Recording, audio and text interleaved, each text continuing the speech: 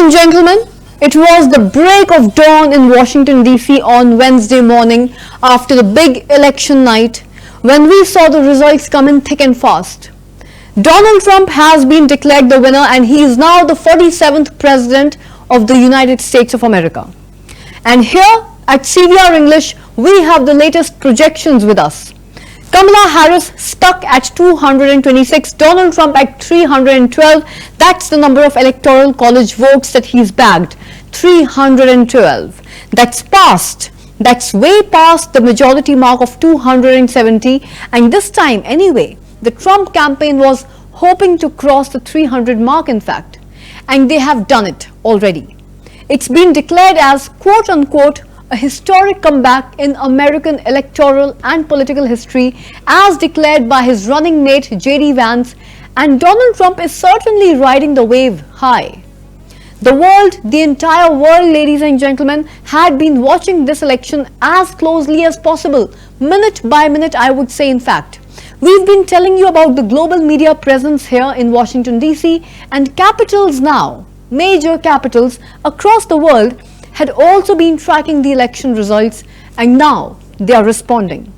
And one of the first leaders of the world to respond was our very own Indian Prime Minister Narendra Modi.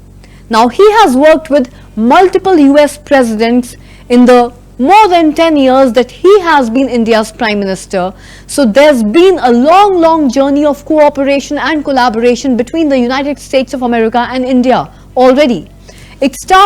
This journey started with Barack Obama, followed by Donald Trump, his first stint in power, followed by Joe Biden, who's still the current sitting president of the US, and now Donald Trump once again ready to take up the reins of power in the White House, once again come January. So India is definitely hoping to continue that good run and good relationship and to keep working with the next occupant of the White House. But for the rest of the world, it's not looking so good. Countries like Iran are now bracing for some impact. The Iranian currency rial has fallen to an all-time low. Tehran is saying that it does not matter to them who comes to power. In Washington DC, their relationship with America is not very healthy as things stand at the moment. Now that is because the Trump presidency could only mean more work for them. China, on the other side, interestingly has said that they hope for, and I'm quoting, peaceful coexistence with Trump. Remember the trade war? Now that trade war very much looms over the American-Chinese skies, and Donald Trump has sweeping powers now with control over the Senate and most probably the House of the Representatives as well. He can cut taxes, he can also impose tariffs as well, and tariffs up to 60% for goods imported from China. Viewers, this is going to have repercussions, and we have seen that already in the global markets. Asian currencies have taken a tumble, European stocks are also rising, and Tesla's share, interestingly, are now rising. They have in fact shot up, and that was only to be expected given the big bet that Elon Musk had made. The world famous billionaire entrepreneur, he made a big bet on Donald Trump. He threw all his weight behind Donald Trump's campaign. He donated big money to the Trump's Republican campaign. Unlike Harris's campaign, which was star-studded, Donald Trump was being backed not by a star campaigner, but a major donor, Elon Musk, who went out of his way to support Trump even through his social media platform X. And now probably it is time for him to rake in the benefits of that business investment and to enjoy the big returns on his investment as a businessman. We are also seeing some reactions from across the board indeed. Erdogan, for instance, the Turkish president, congratulating Trump and calling him his quote-unquote friend, which is again interesting to note because they have had a political relationship that has seen its ups and downs in the past, including a famous letter that Trump had once written to Erdogan threatening him, and that letter was made public a few years ago. This was when the first time Trump was president. Zelensky has written reminding Trump of the recent meeting he had, and the Ukrainian president is going to have to worry about what happens next in his war and whether Trump is going to cut that funding. Remember that Donald Trump, when he was the candidate, had promised during his campaign rallies that he is going to end the war, quote unquote, in one day. Now we are waiting to see how he does that. Netanyahu definitely will be a happy man now, as he has always had a good rapport with Donald Trump so far. He has tweeted his congratulations for both Donald and Melania Trump. Remember that he fired his defense minister day before yesterday. So a lot of churning and a lot of disturbance is going on in the West Asia war as well. Hamas has also reacted, saying that now their policy will depend on Trump's approach to the Palestinians. It will depend on how Trump treats the Palestinians. At the same time, the Saudi king and the crown prince have also congratulated Donald Trump on his election victory. Now, we have seen a lot of reactions coming from Europe as well, from Emmanuel Macron to Giorgia Meloni, Viktor Orban and of course Keir Starmer, the UK Prime Minister. All of them writing and tweeting in their congratulations and hoping that they will be able to work with Trump during his second stint in power. Trump is expected to double down on all his policies, and I must say there's a bit of uncertainty there, but we've seen his performance in office once, so I guess the world is better prepared than it was in 2016. So ladies and gentlemen, this is what Wednesday morning looked like in Washington DC, with Donald Trump now all set to take the reins of power once again.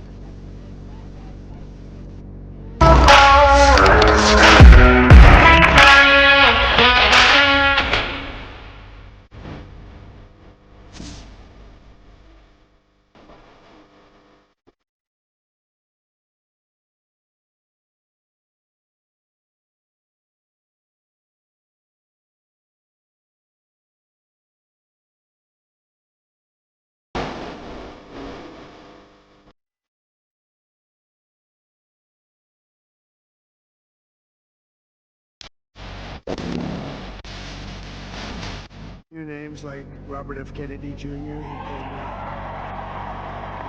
And he's going to help make America healthy again.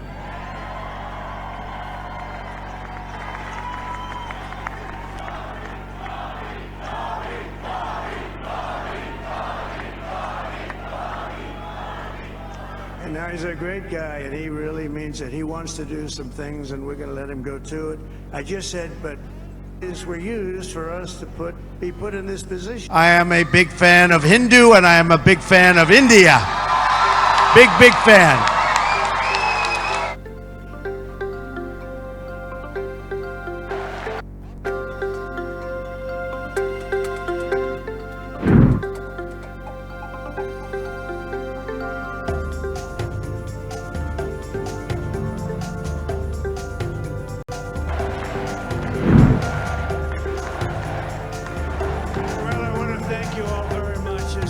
These are our friends. We have thousands of friends on this.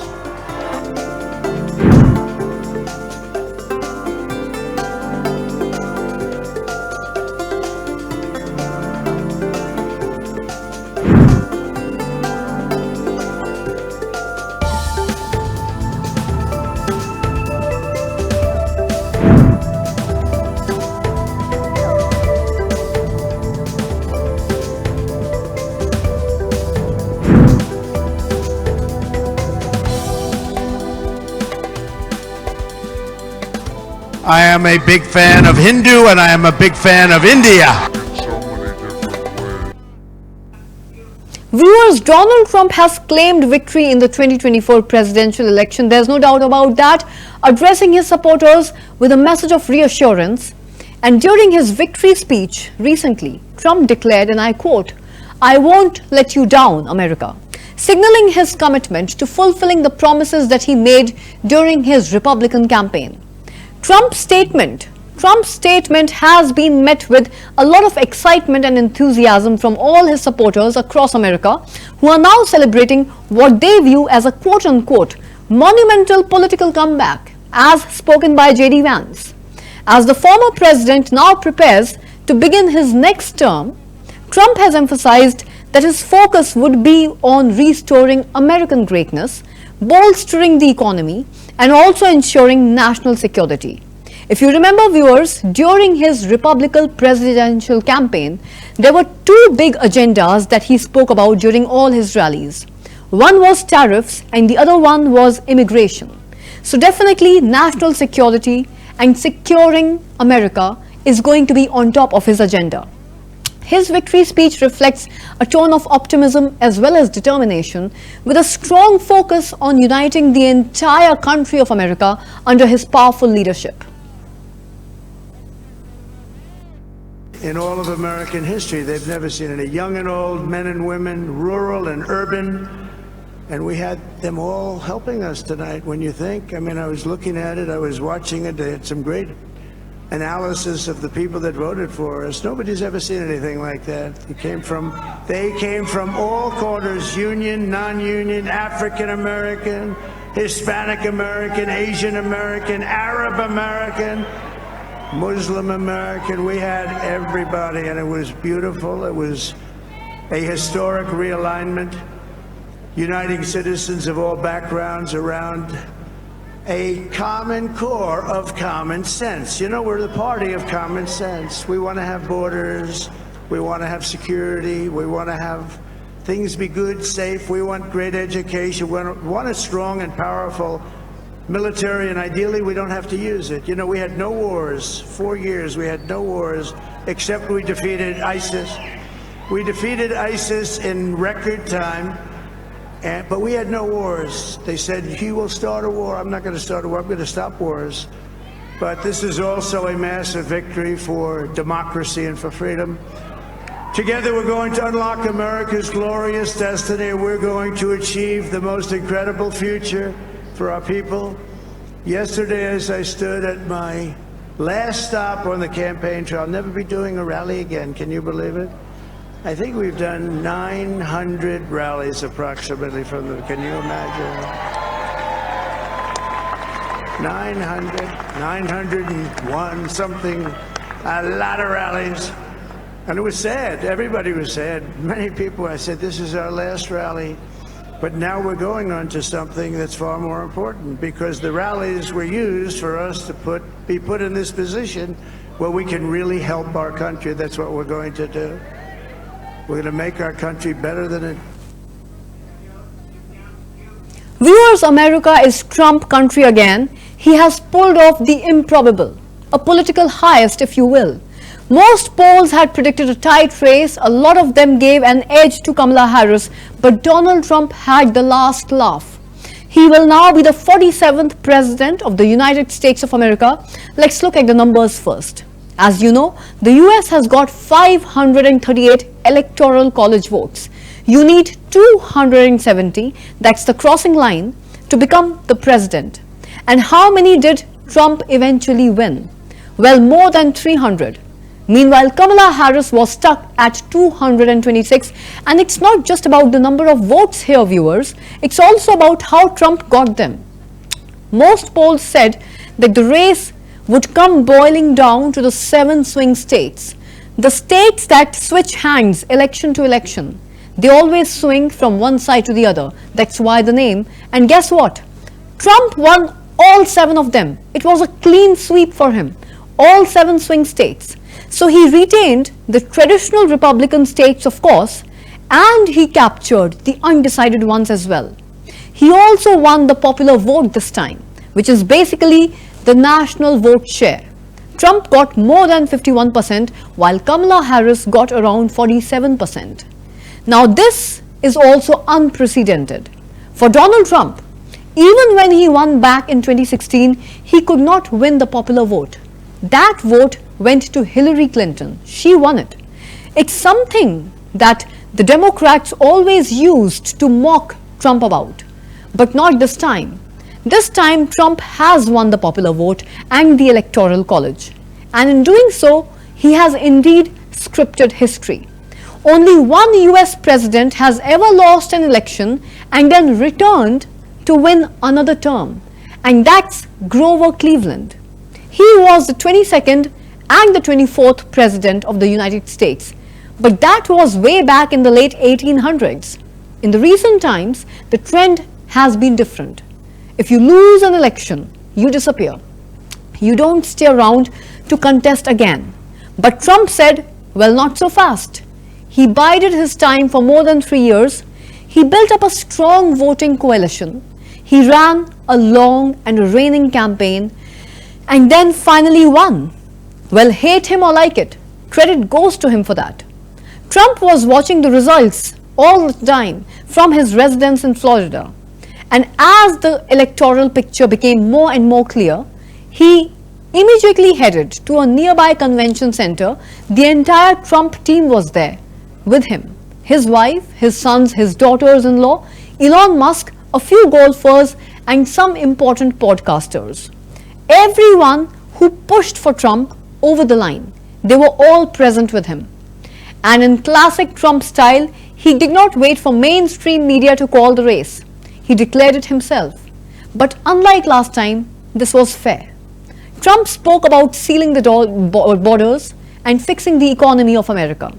And also in a rare move, he called for unity. Trump's running mate J.D. Vance also spoke, the Vice President of America now, and he hailed Trump's political comeback.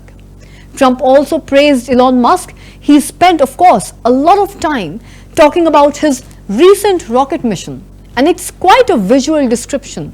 He also said that Musk was actually the real star of his entire Republican campaign. All in all, it was a classic, typical Trump speech. A lot of hyperbole, a lot of warnings, and a lot of adjectives. On the other side, the scenes were completely different. Harris was seen at a college in Washington, D.C., where hundreds and thousands of her supporters had gathered there. Well, at first, the mood was upbeat and a DJ playing some music, but as the night dragged on November 5th, the real picture became clear. Kamala Harris decided to cancel her voting day speech, and soon the crowd also disappeared. In fact, the Democrats were totally silent. We haven't heard from any of their top leadership. And you can see why. The Democrats did not just lose the White House. Viewers, they are probably on track to lose the Congress as well. As you all know, the Congress has got two chambers. One is the Senate, with 34 seats were up for grabs. And then the Republicans have flipped two already, meaning that their candidates unseated the Democratic senators. As a result now, they have a majority in the Senate. Their first majority since 2021. The other chamber happens to be the House of Representatives. And this one is not so clear yet. There are 435 seats in the House, and the majority mark, the cutoff mark, is 280. The Democrats right now are at 182 and the Republicans are at 204. The remaining seats are yet to be decided. But you see the interesting trend here. The Republicans could walk away with the White House, the Senate, as well as the House. Basically a clean sweep once again, which brings us to an important question. What will Trump 2.0 era look like? Well, first you have the formalities. The Electoral College will have to vote for Trump. Their vote will then have to be certified, that too by the Kamala Harris Senate. And finally, he will take the oath of office. It's a months-long process. The inauguration will only happen on January 20th next year, 2025. And after that, he's in charge. He's in charge and in power. Now with Trump, you must consider two things, viewers. One is his temperament, and we can't ignore that. The second are his policies. The temperament was bad last time. He constantly clashed with the American media. He refused to work with the members of the Congress, and his executive decisions were frequently challenged in the courts of law. Will we see a repeat of that, or will he now display the maturity of a one-time grand president? His campaign speeches don't inspire much confidence as of now, but let's see how it unfolds in the future. Secondly, his policies. Trump's big promise was drill baby drill, meaning he wants to expand the oil drilling in the US. That's his solution to inflation, to bring down the fuel prices in America. His other major promise are the tariffs. A 10% tariff on all goods imported into the US, and interestingly, a 60% tariff if it's imported from China. Experts say that this could trigger inflation into the country, but again, let's see how it goes. His third major promise is mass deportation of illegal immigrants. Trump plans to use a 1798 law to achieve this, but chances are there will be legal challenges to this, not to mention the logistical chaos. Beyond these, Donald Trump has promised to hold back the democratic decisions and laws. For example, the Affordable Care Act or the Obamacare, gun restrictions which were introduced by Joe Biden, and climate funding along with electric vehicle subsidies. All of these could disappear under Trump's presidency. Chances are we will also see a new team. Last time, you see, Trump relied heavily on his daughter, Ivanka Trump, along with her husband, Jared Kushner. But this time, they were pretty much missing from the campaign trail. We have to wait to see if they decide to return. But even if they don't, expect some new faces this time, like Elon Musk and Robert F. Kennedy Jr.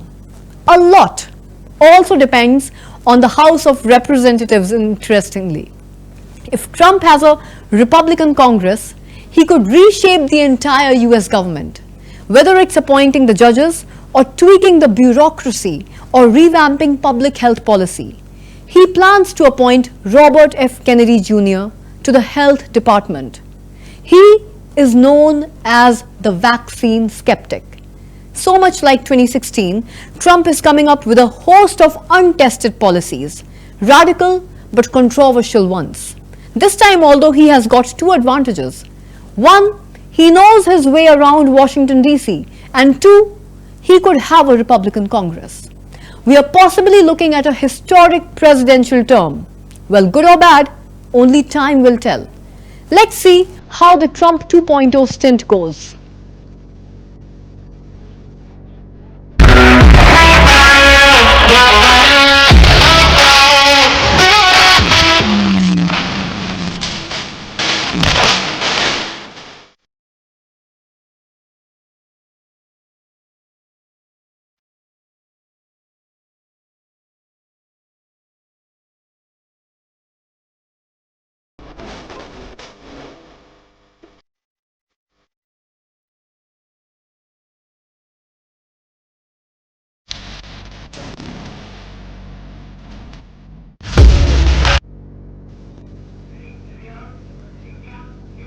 Well, that's a wrap on this edition of Big Story with me, Anukriti Sharma. Keep watching CVR English for more news and updates.